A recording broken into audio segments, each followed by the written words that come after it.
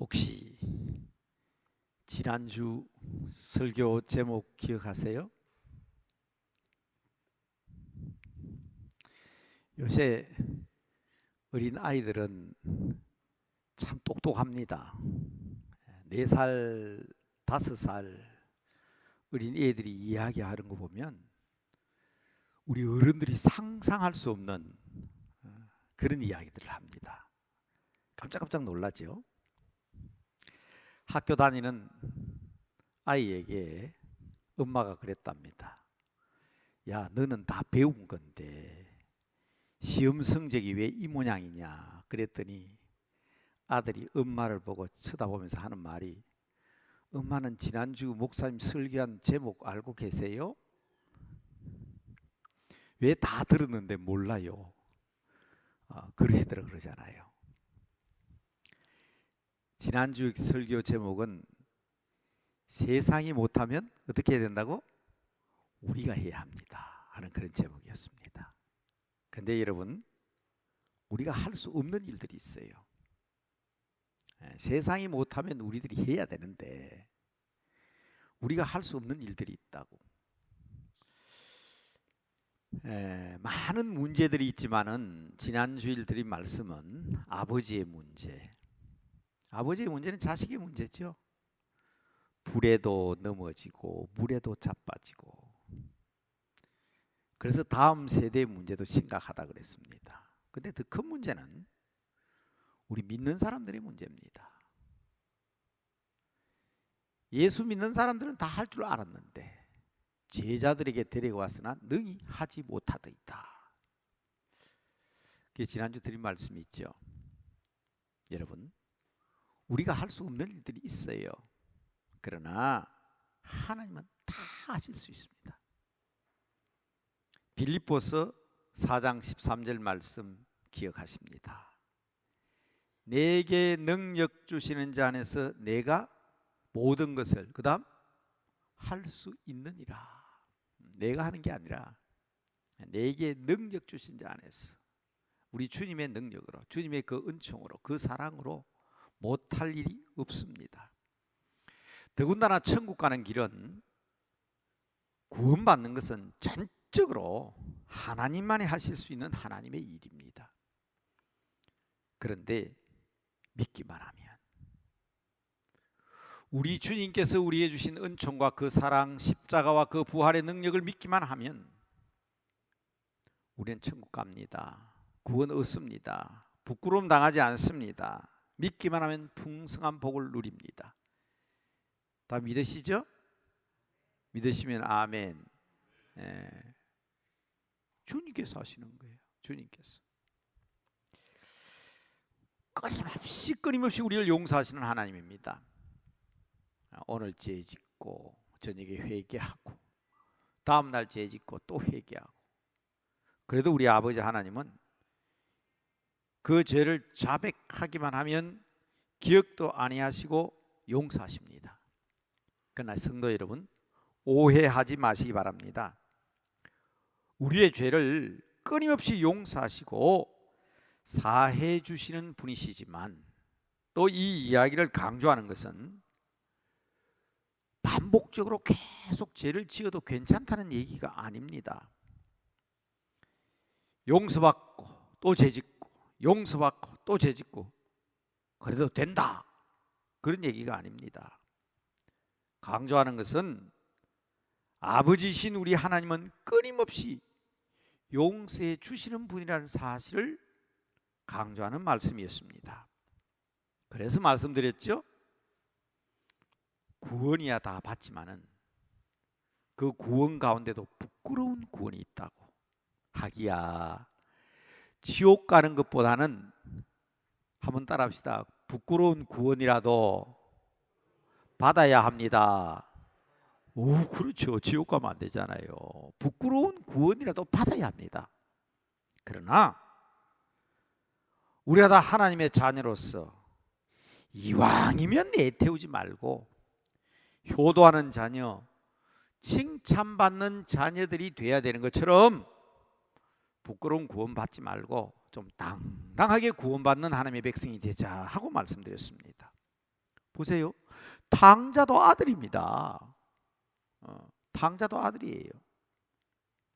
그러나 여러분, 이왕이면 토한 것을 도로 취하는 개처럼 살지 말고 씻었는데, 깨끗이 씻었는데 다시 진흙탕에 도로 뒹구는 돼지가 되지 말자고 드린 말씀입니다. 구원받기는 받았는데 아버지 보시기에 부끄러운, 주님 앞에 서기에 부끄러운 성도가 되지 말자. 이게 우리 성도로서, 자녀로서 당당한 거 아닙니까? 세 가지 말씀을 드렸죠. 평생 주를 부인하면서 살다가 죽기 직전에 믿고 구원받은 사람들. 맞아요. 지옥 가는 것보다는 그렇게라도 구원받아야 됩니다. 그러나 그런 구원은 우리 부끄러운 구원이라고 했죠. 두 번째는 평생 예수를 믿고 살았지만 주님 앞에 서기가 부끄러운 사람들. 아무것도 예수 믿는다고 하면서도 정말 주님 앞에 서기에 부끄러운 일만 한 사람들. 그래도 신앙은 포기하지 않아야 합니다. 마지막으로 공로가 문제가 아니고 평생 죄만 짓고 살다가 아무것도 한 게 없는 게 아니라 죄만 짓고 살다가 천국 가면 부끄럽지요. 근데 여러분, 오늘 드리는 말씀은 이렇게라도 부끄러운 구원이라도 받아야 되는데, 자, 무슨 얘기입니다? 절대로 용서받을 수 없는 죄가 있다는 것입니다. 어떤 죄라도 무슨 죄라도 용서하시는 우리 하나님이지만 덮어주시고 도말하시는, 도말이 뭐죠? 페인트 칠을 할 때 그냥 덧치기로 그냥 우리의 죄가 좋은 것 같고 지른 것 같을지라도 우리 주님의 피로 싹 도말해 주셔서 덮어주셔서 우리를 정결하고 깨끗하게 하나님의 자녀로 인정해 주시는 우리 하나님이지만은 이것만은 절대로 용서하지 못한다고 선언하신 죄가 있습니다. 여러분, 이거 모르면 안 되잖아요. 이 죄만은 우리가 범해서는 안 됩니다. 전도의 달이요, 또 주보에 보면 선교의 달인 3월 이렇게 되어 있는데, 그 가운데도 사순절인 지금 우리는 이 사실을 분명히 말씀을 통해서 확인하려고 하는 것입니다. 오늘 읽어드린 본문 말씀 이사야 43장 은혜로운 말씀들이 있습니다. 정말 은혜로운 말씀들이죠. 오늘 읽어드린 목사님이 읽어주신 본문 25절부터 보십시오. 나 곧 나를 위하여, 하나님께서 자신을 위하여 우리의 죄를, 허물을 도말하시는 하나님이시다. 우리의 죄를 기억도 아니하신다. 얼마나 놀라운 말씀입니까? 여러분, 우리가 죄를 지으면 흔적이 남지요. 어떤 아버지가 아들하고 약속을 했대요. 우리가 잘못할 때마다 저 나무에다가 못을 하나씩 박자. 나중에 보니까 나무에 둥지에 온통 못투성이더래요. 그래서 아버지가 그랬답니다. 이거 이래가 안 되지 않냐. 우리가 착한 일 하나 할 때마다 못을 하나 뽑기로 하자. 못을 다 뽑았어요. 그런데 뭐가 남았어요? 못자국이 남아있잖아요. 그래서 아버지가 못을 다 뽑았지만 아무리 착한 일을 많이 해도 자국이 남네. 그러니 아예 우리가 죄를 짓지 않아야 되겠다, 그렇게 교훈했다는 이야기가 있는데, 우리 성경은 뭐라고 얘기합니까?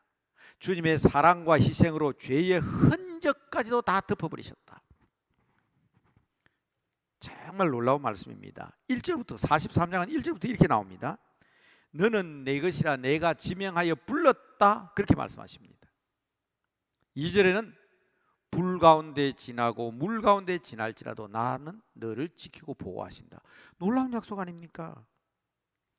3절에 보면 보배롭고 존귀하게 여길 것이라고 선언하셨고, 자 25절부터 읽었는데 19절에 보면 보라 내가 새 일을 행하리니 이제 나타낼 것이라고 하시면서 광야의 길을 내고 사막에 강을 내심으로 택한 나의 백성으로 말미암아 물을 마시게 하고 찬송을 부르게 하겠다. 여러분들이 잘 아는 본문도 있죠.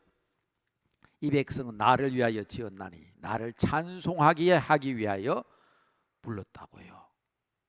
그런 백성인데, 자, 읽어드린 본문 26절 보십시오.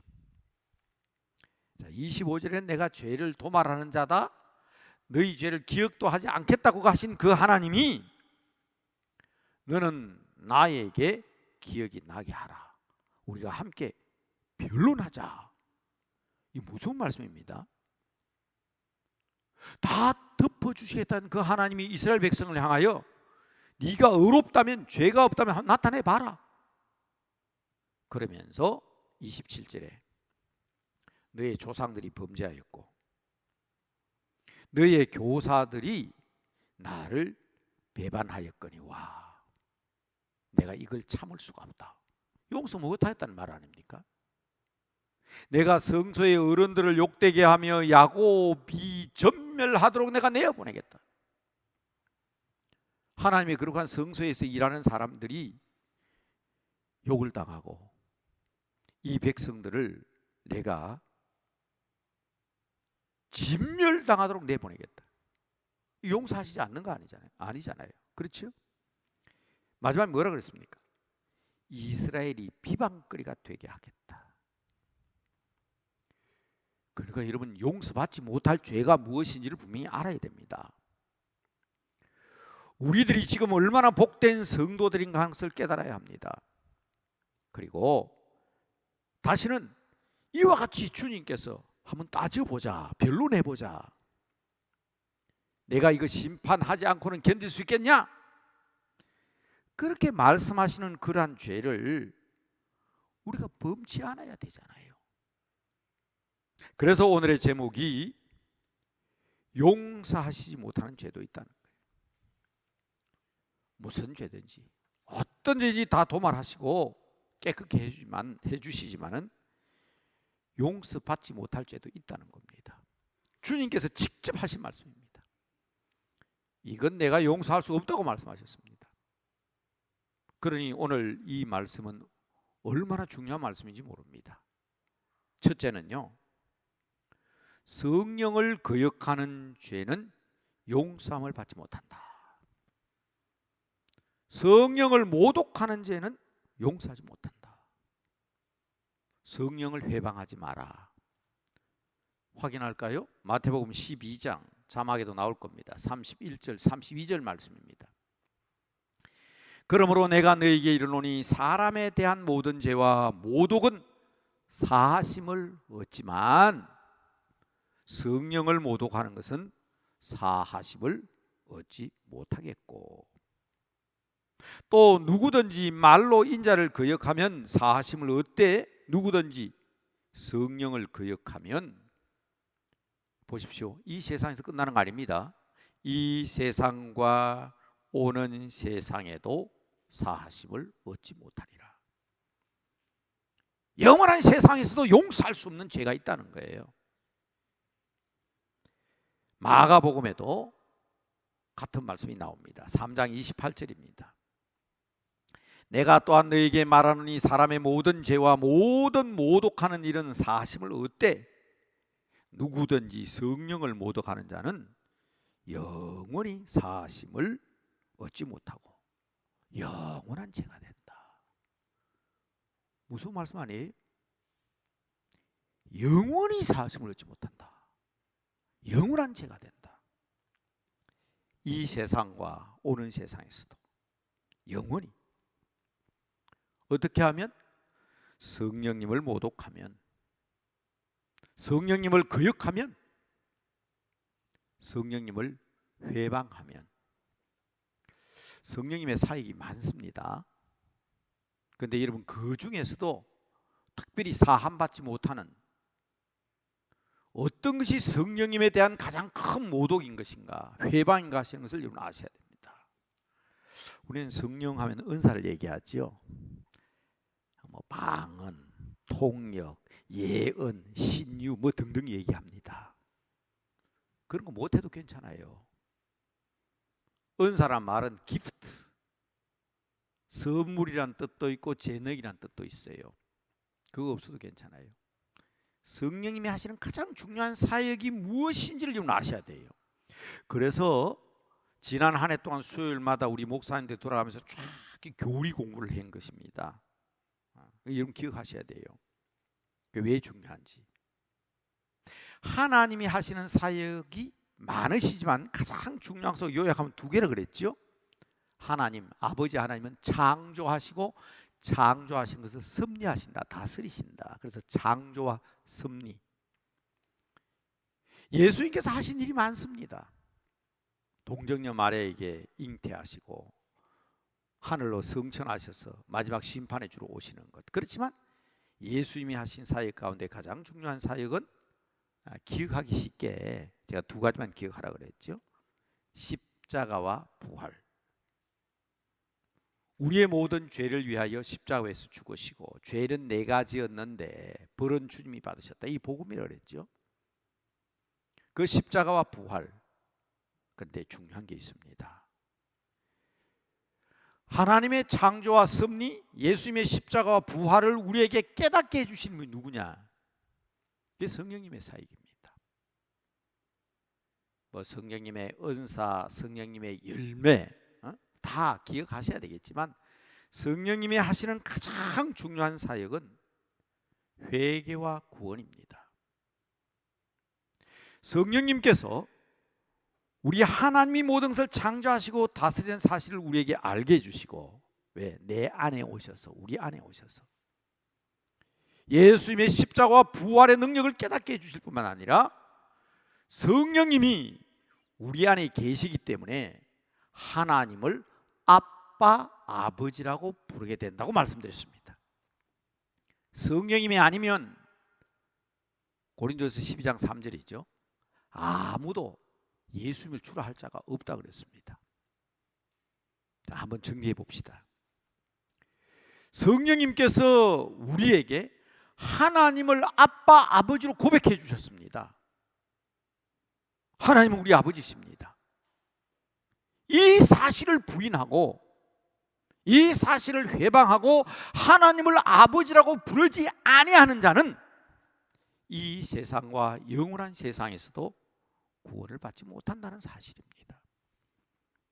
성령을 회방하는 죄가 뭡니까? 우리 주님께서 우리를 위하여 십자가에서 죽으시고 부활하셨는데 나의 주인 되신 주님을 주로 주인으로 고백하지 아니하는 바로 그 죄입니다. 그래서 여러분, 아빠, 아버지라는 제목으로도 말씀을 드렸지만 성령님을 거역하고 모독하고 거절하는 죄가 무엇인가를 확실히 하셔야 됩니다. 간단하게 말씀드릴까요? 믿지 않는 거예요. 믿지 않는 거. 하나님을, 아버지이신 하나님을 아버지라고 부르지 않는 것입니다. 아빠, 아버지를 강조하여 말씀드렸는데 우리는 믿음으로 주 안에서 성령님의 감동으로 내 안에 계신 성령님께서 우리를 하나님을 아빠, 아버지로 부르게 하셨습니다. 이것을 거절하면 영원히 용서함을 받지 못합니다. 이 놀라운 일을 모욕하면 용서함을 얻지 못합니다. 그 죄는 용서받을 수가 없습니다.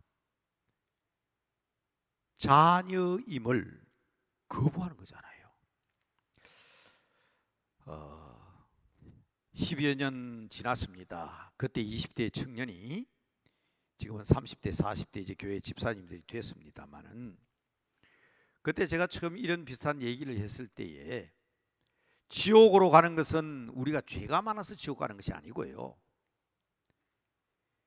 내 죄를 사해 주신 예수 그리스도를 믿지 않아서 지옥 가는 것이다 말씀드렸더니 그때 청년이 제게 이렇게 얘기했어요.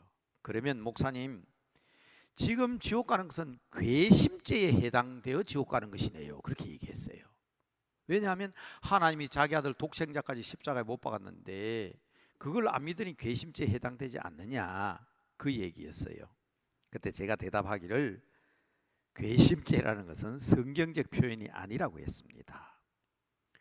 괘씸죄로 인하여 우리가 지옥으로 가는 것은 아니지만, 자기 죄로 지옥 가는 것이지만, 예수님의 십자가의 거룩한 공로를 거절하고 그것을 깨닫게 하시고 믿게 하시는 성령님을 거역하는 결과이기 때문에 그 청년의 표현이 맞을 수도 있겠다 하고 설명한 적이 있습니다. 여러분, 성령님에게 순종해야 합니다. 하나님을 아빠 아버지라고 부르고 우리가 그의 자녀로서 믿음으로서 거룩한 그 피로서 우리가 정결케 되었다는 사실을 믿고 우리 모두가 다 혹 좀 부족해서 부끄러운 구원이라도 부끄러운 구원 받지 말자고 말씀드렸지만 말입니다. 부끄러운 구원이라도 받아야 합니다. 천국에서 만나지 못하는 사람이 한 명도 없기를 우리 주님의 이름으로 축원합니다. 두 번째로는요, 남을 용서하지 아니하면, 남을 용서하지 못하면 자신도 용서함을 받지 못합니다. 주님의 말씀입니다. 예수님은 기도를 가르치시면서 주기도문을 통해서도 우리가 우리에게 죄 지은 자를 용서한 것처럼 우리의 죄도 용서해 달라고 강구해야 된다고 가르치셨습니다. 베드로가 자랑하지요.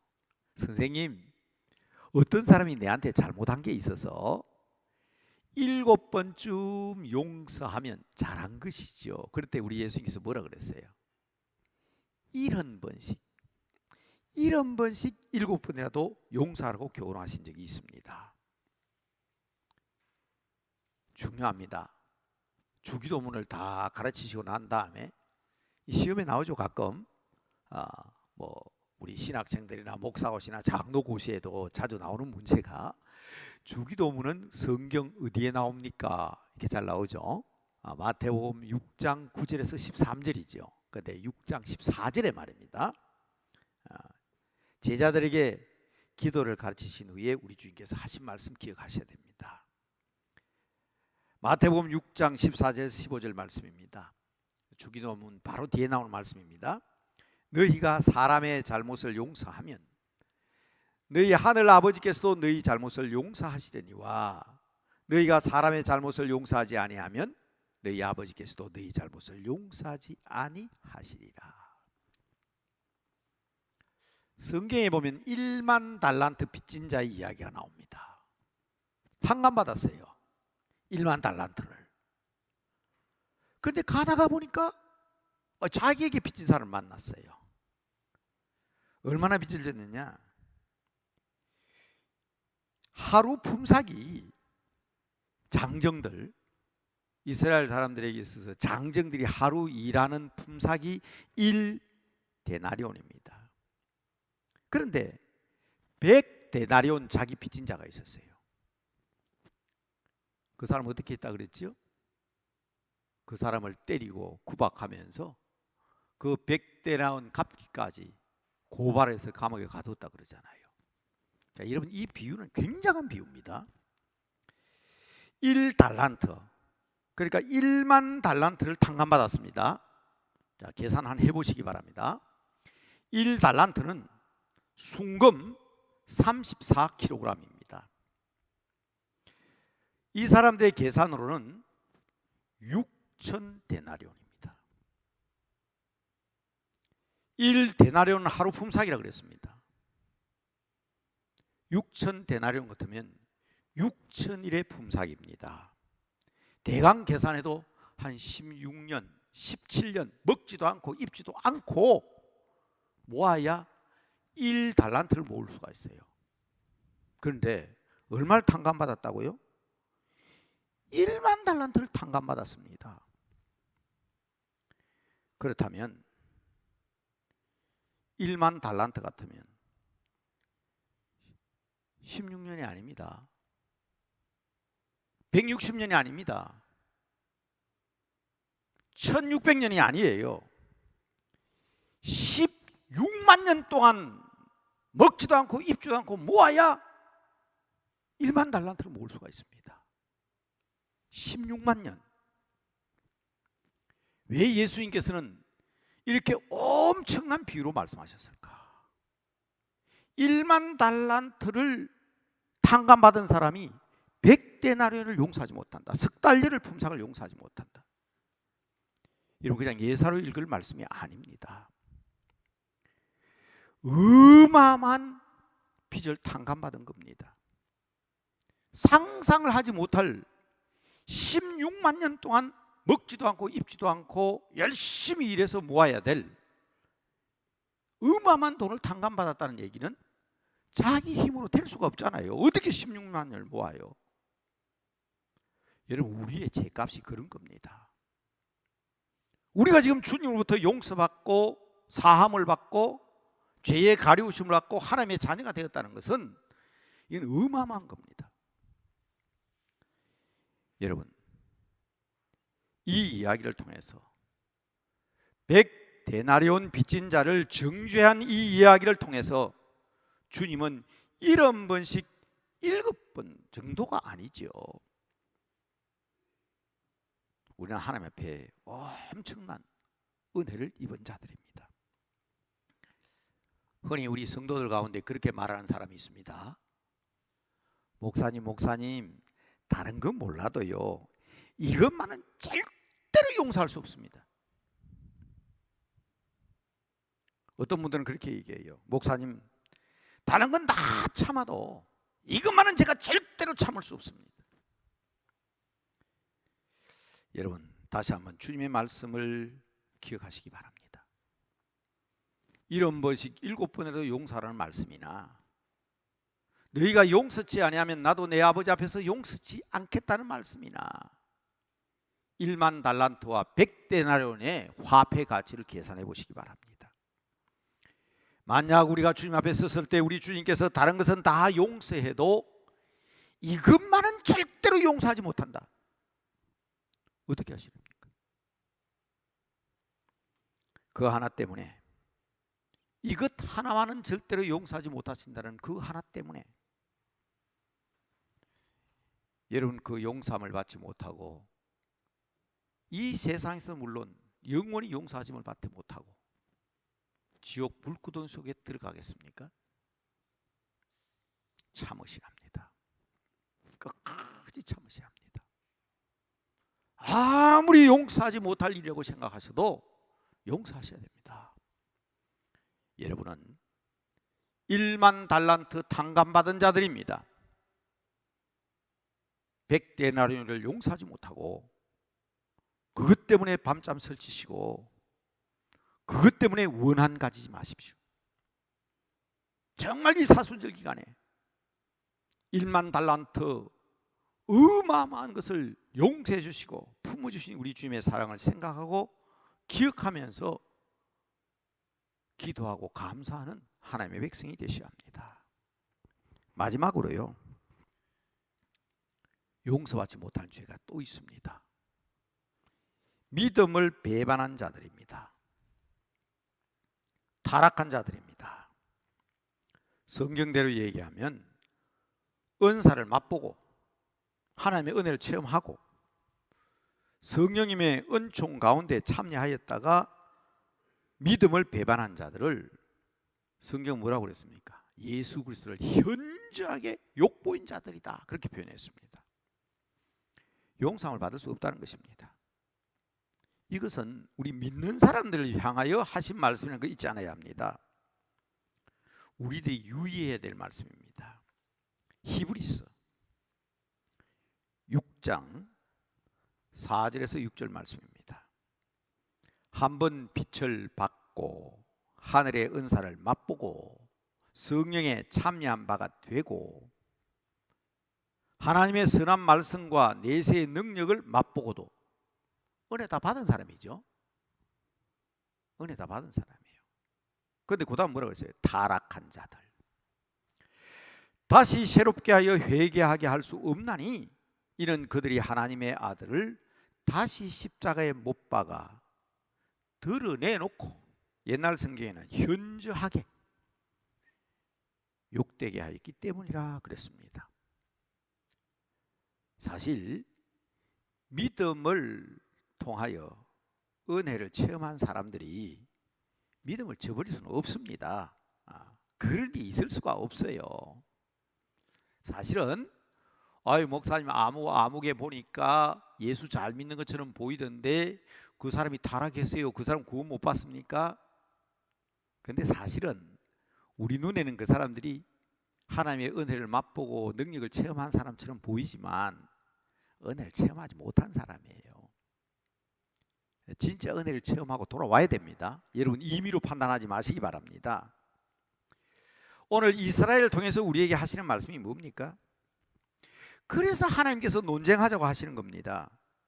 자신의 의를 드러내 보이라고 말씀하시는 겁니다. 이 오늘 본문의 말씀이죠. 그런데 여러분 우리는 하나님 앞에 드러낼 의가 없습니다. 우리는 죄밖에 없습니다. 허물밖에 없습니다. 그러니까 여러분 하나님의 말씀 앞에 무조건 순종하시기 바랍니다. 하나님의 사랑은 무궁하십니다. 중요한 것은 하나님과 나와의 관계입니다. 하나님 아버지와 자녀인 나와의 관계를 분명히 하셔야 합니다. 시험이 좀 왔다고 해서 고난이 좀 왔다고 해서 변절되면 그것은 온전한 은혜를 체험한 사람이 아니지요. 코로나19가 아무리 급박한 상황이라 할지라도 경제적으로 사회적으로 지금 매우 어려운 시기라 할지라도 종말의 때 아닙니까? 지금 마지막 때라고. 딱 인간적으로 생각하면 변절되기 졸만한 때입니다. 예수 믿는 사람이 지금 얼마나 핍박을 받는데, 자, 그러한 때라도 변질되지 말아야 된다는 얘기예요. 온전히 구비하여 조금도 부족함이 없게 해주시기 위해서 때때로 우리에게 조금 어려움이 있고 고난이 있을 때에 그때도 그 믿음이 흔들리면 안 된다는 거예요. 그래서 여러분 이 말씀이 중요합니다. 왜? 우리는 하나님의 자녀이기 때문에. 여러분 바울의 마지막 부활에 대한 교훈 가운데 마지막 유언이라고 하기도 하고 사도 바울의 그레이트 커미션이라 하는데 지상명령이라 하기도 하는데 고린도전서 15장 58절에 그러므로 내 사랑하는 형제들아 경고하며 흔들리지 말라. 항상 주의 일에 더욱 힘쓰는 자들이 되라. 억울하다고 하지 마라. 너희 수고가 주 안에서 절대로 헛되지 않는다. 여러분 암송해야 될 말씀이죠. 변질되면 안 돼요. 내가 힘들고 어렵다고 해서 어떻게 아버지와 아들과의 관계가 파괴될 수 있습니까? 내가 힘들고 어렵다고 해서 우리 엄마가 우리 엄마 아니다 할 수 없잖아요. 그게 관계입니다. 변질되는 것만큼 추한 게 없습니다. 우리의 신앙과 믿음이 하나님의 자녀로서의 우리의 삶이 변질되면 안 됩니다. 귀한 것일수록 아름다운 것일수록 변질되면 추합니다. 지금은 그런 일이 없지만 제가 처음 초등학교 교사로 발령받았을 때 뭐 현장을 그대로 얘기해서 죄송합니다만은 부산에 가면 적기라는 데가 있어요. 그 우암동인데 그 우암 초등학교에 제가 처음 제 첫 부임지입니다. 어려운 사람들이 많았어요. 전달부 아저씨가 크다란 가마솥에다가 우유를 끓여 놓으면 아이들이 집에서 도시락을 올 때 빈 도시락을 들고 옵니다. 점심시간 되면 다 우유를 마십니다. 그때 표가 아이들에게 우유를 물 마시듯 마시게 하자. 지금 엄마들은 아니죠. 제가 그 얘기했더니 지금은 아니라 그러더라고. 우유를 그렇게 막 먹이면 안 된다 그러더라고. 근데 그땐 그랬어요. 근데 점심시간이 끝나고 남은 우유는 다 버리면 좋겠는데 아깝다고 그냥 버려두면요, 이 애들이요 수업을 마치고 돌아가다가 도시락을 또 가는 거예요. 변질된 우유를 마십니다. 큰일 납니다. 설사하고 배 아프다 그러고 난리가 납니다. 보십시오. 물 마시듯이 마셔야 될 그 좋은 우유가 변질되면 독이 되는 거예요. 우리의 신앙은 고귀한 것입니다. 너무 아름다운 것입니다. 음식이 얼마나 좋은 겁니까? 변질되면 독이에요.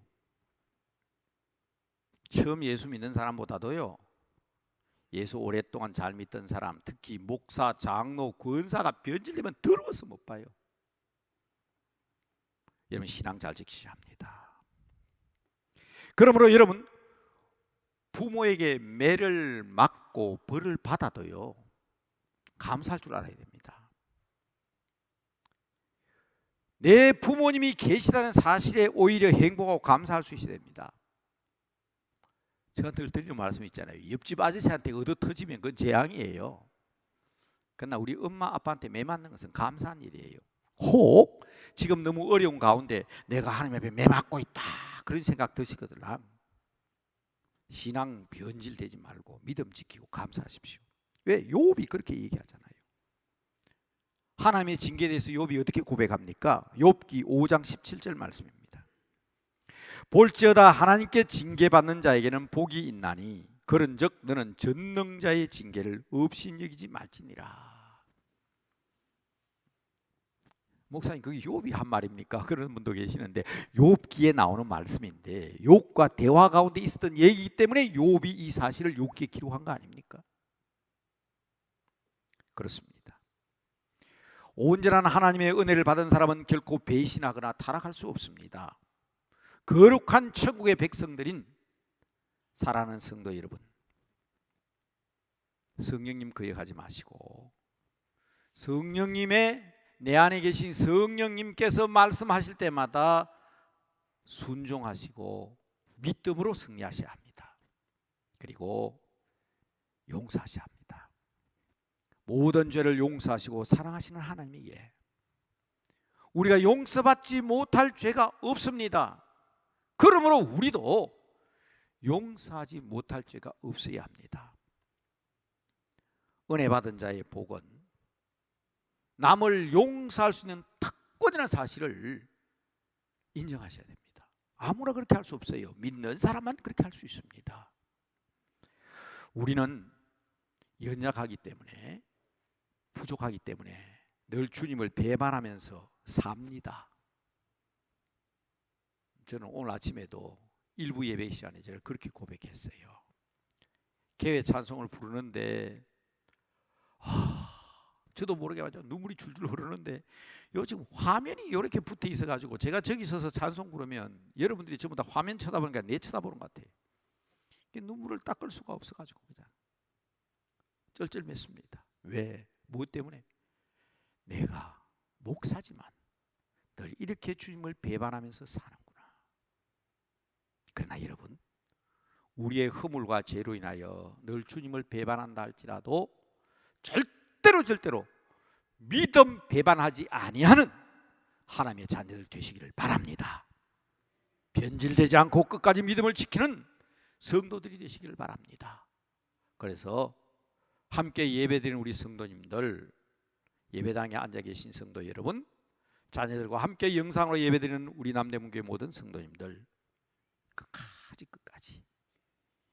우리도 자녀들이지만 이건 부모님에게 배반인데 배신인데 하는 생각이 들어도 그래도 우리는 부모님이고 자녀인 관계가 영원해야 되는 것처럼 믿음 배반하지 아니하고 끝까지 신앙과 믿음 지키심으로 성령님의 말씀에 순종하심으로 끊임없이 용서하심으로 우리 모두가 다 천국에서 만나지 못하는 사람이 한 명도 없기를 다시 한번 우리 주님의 크신 이름으로 축복합니다.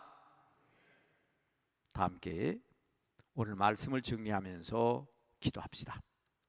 우리 오르간 반주에 맞추어서 화면에 나오는 말씀 정리된 내용을 보시면서 잠깐 기도하겠습니다. 다 같이 기도하십시다.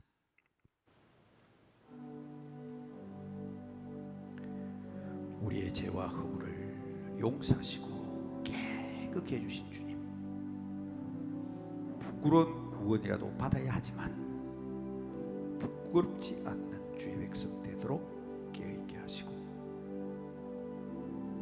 1만 달란트 탕감받은 자로서 끝까지 믿음 지키며 성령을 거역하지 아니하고 세상에서 어떤 사람이라도 용서할 수 있는 큰 마음 주시옵소서.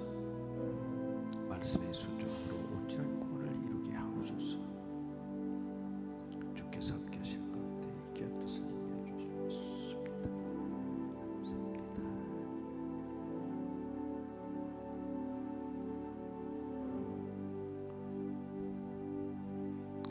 주님 앞에 늘 부끄럽고 죄와 허물로 인하여 고개 들 수 없는 저희들임을 고백합니다. 그래서 부끄러운 구원이라도 받아야 한다는 사실을 알고 있는 저희들이지만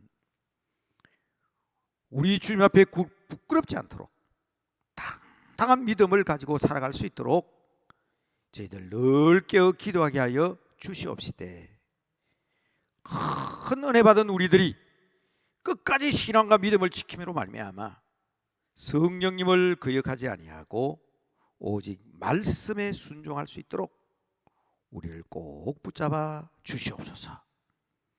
우리에게 잘못한 사람들을 끝까지 용서할 수밖에 없는 것은 일반 달란트, 놀라운 은총을 받고도 세상의 작은 것 때문에 고민하거나 슬퍼하는 상처받는 저희들 되지 않게 하시고 온전히 말씀에 순종함으로 주님께서 우리를 통하여 이루고자 하는 귀한 뜻을 다 이룰 수 있는 보배로운 성도들의 삶이 되게 하옵소서.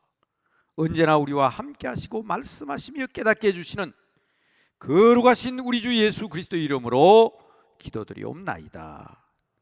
아멘.